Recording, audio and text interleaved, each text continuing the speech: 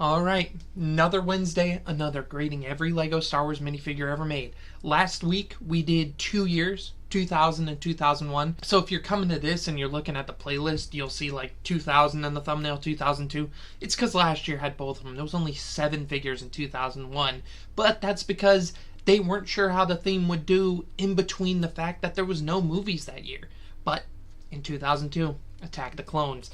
And most of the sets are Attack of the Clones based for that reason. Before we get into the video, like, subscribe, comment, do all that stuff. Tell me your ratings on these figures down below. Also, there's a new hype feature. Click that button. Give me a little bit of support there. It's free. But let's hop into 2002. First figure, Anakin Skywalker, Padawan, Yellowhead. The face is funny. Like, that's one of the most basic faces you could get.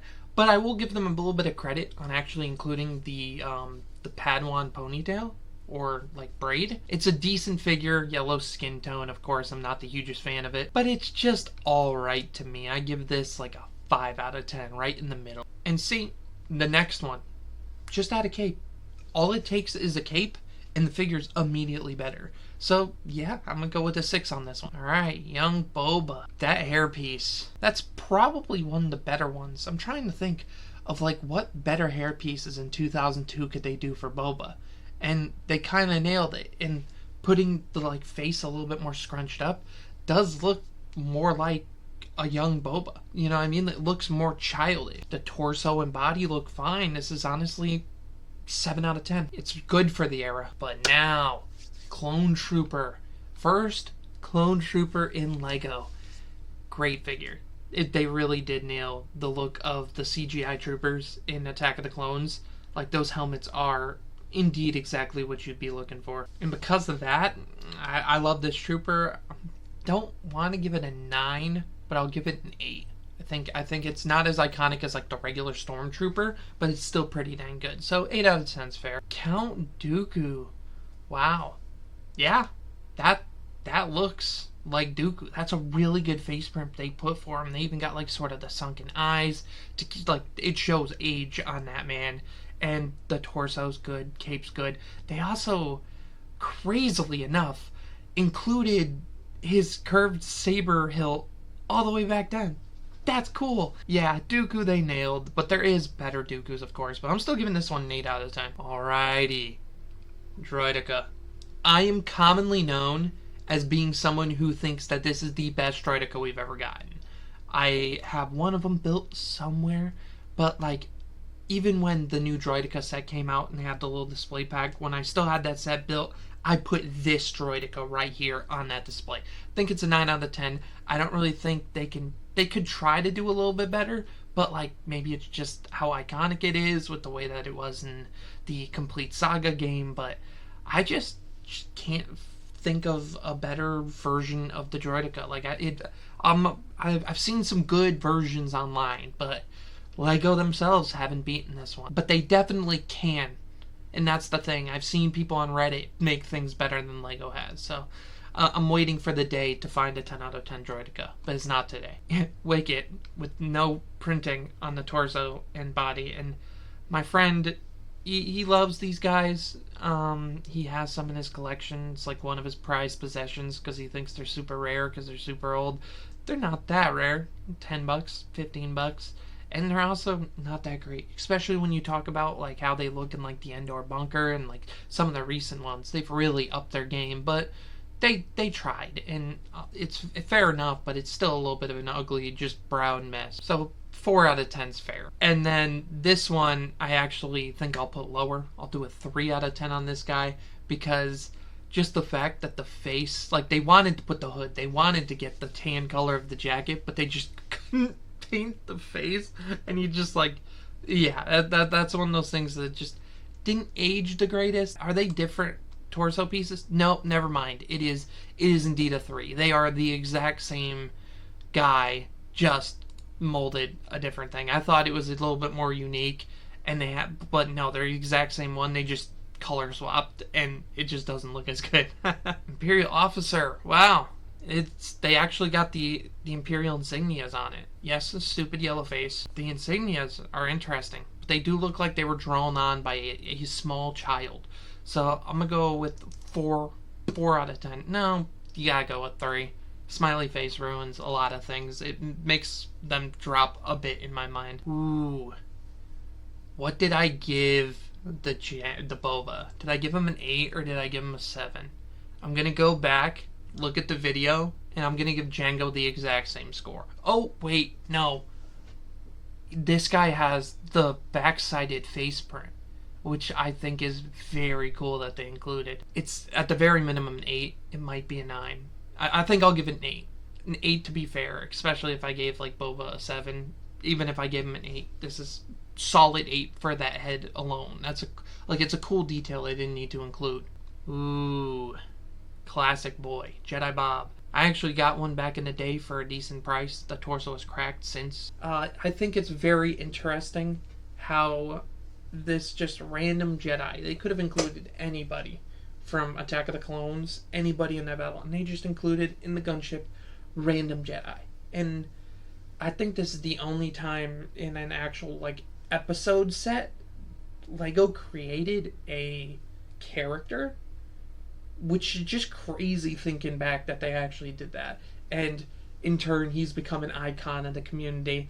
And I do think there is a huge amount of charm to the fact that something like this does indeed exist in not just like an expanded universe thing like the Rebuilt the Galaxy recently, but just the fact that in Attack of the Clones gunship. So, you know what? I like this guy. I've fallen into the hype. I'll give him an 8 out of 10. Now, Lobot. Very interesting case on Lobot because he could just be your regular basic smiley face guy, but they actually included the printing of the headband around him, and I always thought it was interesting, and I think I have this yellow skin tone version of him because I'm like, that's really cool that they even did that all the way back in the day. So for Lobot, yes, they have better versions, but this does kind of look like the guy. So, you know what? 6 out of 10. That's fair on Lobot. Luke from the Final Duel. So, last episode I was wrong about the fact because I completely forgot that, he didn't wear the glove during the Sarlacc pit in the Skiff era of the movie, and he did here. Does not change the fact that this is still a bad figure. Just look how bland those robes are. That face doesn't really look like Luke Skywalker. Only does really now because you know that that's the face they used for Luke for 8 or so years. 10 years. So, yellow skin, not my favorite. But robes are very bland. I think I'll give this 4 again. I think I gave the other one a 3 or a 4. 4 is fine on this. 4 out of 10. Now, Obi-Wan, little headset. That does not... you know what? That is a decent hairpiece for him. It does kind of give it... The face print's so funky, though. Isn't that just a weird face print for Obi-Wan? He definitely looks better once you get to, the Revenge of the Sith sets. But they do get the orange down, which I think is pretty good. So, you know what? Even 5 out of 10 on him. He's better than the Anakin. Without the headsets, a little less interesting. Oh my god, it's almost like he has a chiseled jawline with the way the beard is shaped. I'll give this one a 4. I like the headset more. Just a little bit more detail's cool. Obi-Wan Kenobi, young Padawan with braid. Did they just... This is the same figure as they had, right? This is the same exact figure as last year. Didn't I give this a 3 or a 4? It just looks like a regular Jedi, and the only thing that makes it look anything different, anything that's unique, is the braid. So 3 out of 10. Cape's good, though. I always love my Jedi with capes. Very solid printing on another battle droid, security battle droid, red torso. You know what we say about battle droids. All of them are pretty dang good. Little head printing there. 8 out of 10. Battle droids are just... they're not the figures you're super excited to get, but when you get a good battle droid, you gotta admit, it's a good battle droid. It's a solid figure. You're not gonna look at this battle droid and go, that's a bad figure.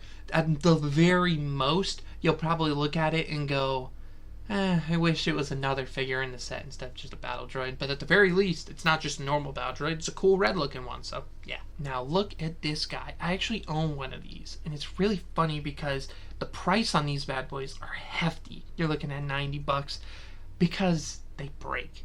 This blue is super brittle, but I also just love the color of it. I actually have one, I think, sitting over here. Actually, is it behind me? It's behind me. Yep. Boom. I keep it in a case because I really do not want to risk breaking this guy, because I just think it looks really beautiful to just have on the display. I got it in Chicago just because I caught somebody in passing, and I definitely didn't pay $90. So yeah, no, not bad at all. Not a bad figure. Very much interesting how they haven't changed this guy either. I do love the blue though. 8 out of 10. The fact that they nailed the B1 and the B2, they nailed the droids. They, like, one thing you gotta say about Lego Star Wars is when it comes to the droids, they kind of know what they're doing. Now, our boy Tusken Raider. I really like this figure. I have a bunch of them because I have a Tatooine mock, and when I found out that they were like relatively cheap, I bought like a bulk. I think I bought like 6 or something for like $20 back in the day. So I really like the way that these look, and like the way they gave the little muskets, just torso. Like, of course, they've upgraded them with the nice head mold that they've given in recent years, but this is still a great figure. I give this an... Is it a... No, it's not a 9. It's an 8. But it's still really solid. Like, that's a Tusken Raider. You know immediately that those are the freaky guys from Tatooine who... And now, call it nostalgia. Call it iconic. I think I'd be hard-pressed to find a Lego Star Wars character more recognizable. You know, of course, like, the newer designs are more detailed, and, like, there's even that one version that has, like, boots and stuff. Come on, man. This is a great figure. You can't deny it. I think this has to be the first 10 out of 10 Lego Star Wars figure I give. I think 10 out of 10s are going to be a bit sparing for these first couple years. Of course, we're going to get to an era where we're just in perfect territory for most things, and we'll be throwing a bunch of 10s out. But when it comes to these first few years of Lego Star Wars, nothing screams early years of Star Wars like this Yoda. And it's Yoda, man. That's, like, they nailed the look right down to the thing. The printing's great, and it's just funny. Like, it's a goofy little guy. I love it. 10 out of 10. And while I also love this Sam Wessels, I will say I just really wish they made an updated version. And even though they would make an updated version, it wouldn't be in this color, because this color is discontinued. But I absolutely adore this color on her. I own this figure. I really like it. It's just... The head, if it was just like the normal color, and even if it was the flip side where it was just like the normal flesh tone, like, it's a great figure. I give this a 9 out of 10. Very solid. Only complaint is the fact that it's old and the yellow skin, which just always tanks the points a little bit. But they even had the flip side alien face because she's a morpher, or whatever it's called, a morphling. So, like, yeah, Sam Wessel's peak figure from the era, and can't believe we haven't gotten a new one since. Honestly, now I'm looking at it of like figures that should have been remade. I should have put this on that video list. Go check that out. I'll put it right up there so you guys can go watch that video, because there's been a lot of Lego Star Wars figures that haven't been made in a long time, but now I'm looking at Sam Wessel's like, oh man, yeah, no, this is the most overdue. But with that being said, a little bit of a shorter episode today, but it's yeah, we're gonna get to a point in coming years where some of these episodes are going to be very long. So I'm going to take shorter episodes while I can. Honestly, 2003 and 2004, I could morph into one episode. Or I could just pre-record and get a couple of them out of the way. Because look at that. 116 in 2016. That's like I'm gonna have to cut this bad boy into 4 parts. But otherwise, that's 2002. Let me know what you guys think about this year. Let me know in the comments if you disagree, agree, and I'll see y'all later next week. Every Wednesday, I'll be posting another episode in this series, so subscribe, put notifications on to see them when they come out. And with that being said, I'm out. Peace.